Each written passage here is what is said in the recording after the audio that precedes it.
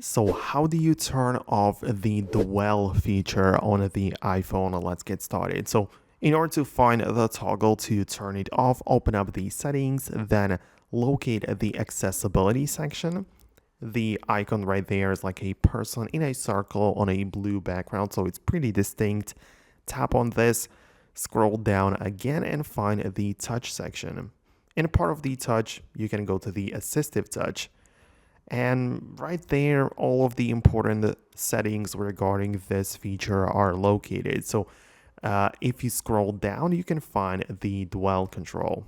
So as you can see, it's a little bit like below, it's like a little down towards the bottom of the settings page. And it is part of the trackpad or tracking section, which tells us that the dwell control is only to be used with a pointer device. A pointer device is a trackpad or a Bluetooth mouse, which you can connect to your phone and use it in order to control the device instead of touching the screen. Similar to a computer where you use mouse or a trackpad, you can do the similar thing with the phone as well. And if you have this kind of accessory connected, then dwell control can be used.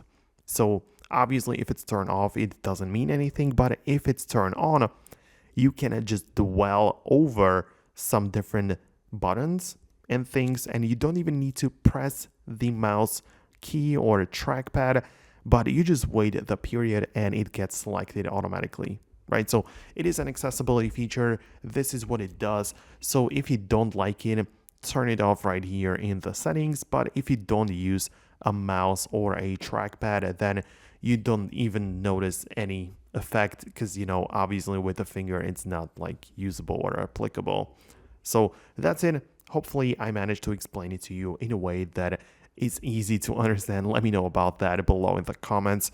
Subscribe for more tutorials and videos like this one, and I'll catch you later.